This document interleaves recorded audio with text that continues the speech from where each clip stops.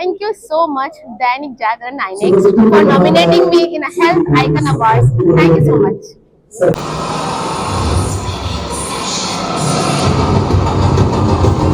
Thank you doctor Sneha Gupta ने वाराणसी में aesthetic field की शुरुआत की और एटॉमिक क्लिनिक के जरिए इस क्षेत्र को एक नई पहचान दी जो आज इसकी बात होती है।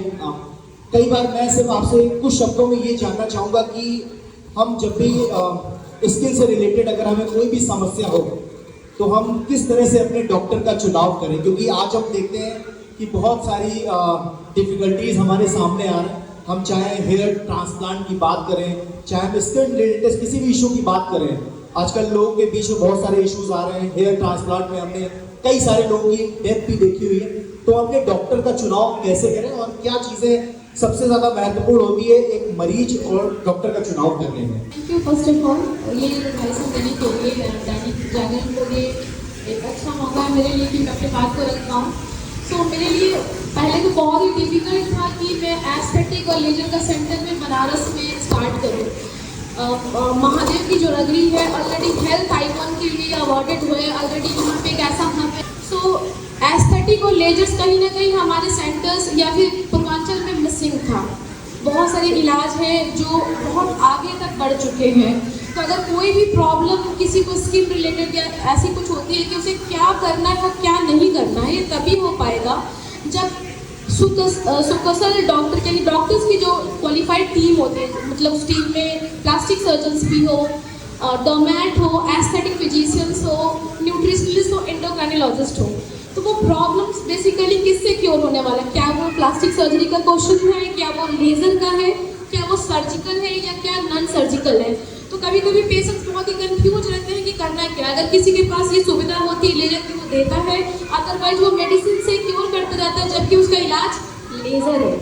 तो मैं ये अवेयरनेस क्रिएट करना चाहूँगी कि हम लोग बनारस में रहते हुए ऐसे ट्रीटमेंट्स के लिए दिल्ली, मुंबई या आउट ऑफ इंडिया जाते थे। अब because of blessing of Mahadev atomic ऐसा संस्था है जहाँ पे वो सारी ट्रीटमेंट जो देश विदेश में होती है वो एक रूप के अंदर होती है। तो being like director of atomic में ये बोलना चाहूँगी कि जब भी कोई प्रॉब्लम्स होता है तो जरूर ऐसे संस्था को चूज करिए जहाँ सारे डॉक्टर्स उपलब्ध हैं।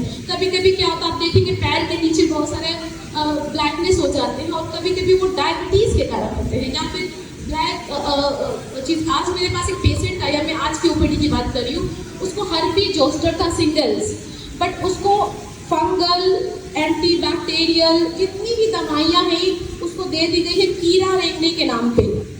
तो ये तो बहुत ही पेशेंट, और वो एक ऐसा प्रॉब्लम है जो न्यूरोपैथिक पेन होता है, एकदम शॉक लाइक पेन होता है।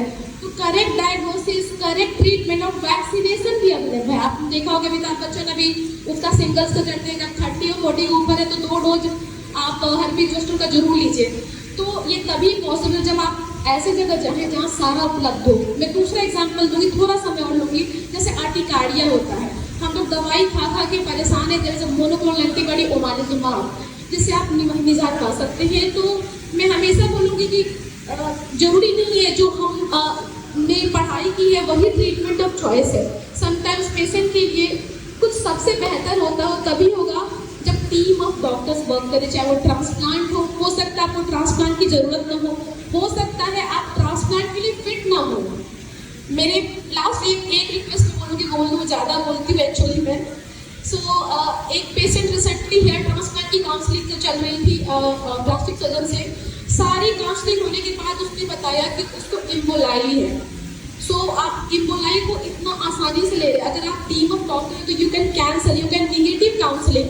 It's not important to do hair transplant at the risk of your heart. तो तभी होता है जब एक अच्छे संस्थान में आप जाते हैं, क्लिनिक्स में जाते हैं जहाँ क्वालिफाइड डॉक्टर्स काम कर रहे हैं, तो वो डॉक्टर्स आपके लिए डेडिकेटेड होते हैं, आपके हित में ही वो बात करें। चाहे वो स्किन की प्रॉब्लम हो, चाहे वो हेयर की प्रॉब्लम हो, चाहे कोई वो जेनेटिक प्रॉब्लम हो, क्या अनक्यूरेबल प्रॉब्लम। ये भी बताना जरूरी है किसी पेशेंट को कि psoriasis is not cure, it's control. कोई बताता ही नहीं है। पेशेंट्स डॉक्टर पे डॉक्टर्स चेंज करते चलते ये सोच के कि कोई तो होगा जो जड़ से इलाज कर देगा। तो वो एक काउंसलिंग होती है, थोरो काउंसलिंग होती है कि what's the genetic behind this, what is pathophysiology, is it auto immune. तो तभी होता जब पेशेंट को टाइम दे दो, खास कर स्किन वाले पेशेंट को. You had to give an ample amount of counseling and all the modalities in one center. And thank you everyone जो एटॉमी को इन्होंने इतना अप्रिशिएट किया. Thank you. मुझे लगता है मैं क्वेश्चन से ज़्यादा लंबा आंसर दी, तो सॉरी एंड थैंक यू. जो क्वालिफाइड हो, और दूसरी बात ये कि जो अपने मरीज को सही से डायग्नोज करके उसके आधार पर उसका इलाज करें. तो प्लीज तालियां हो जाए एक बार मैम के लिए. And thank you so much. मैं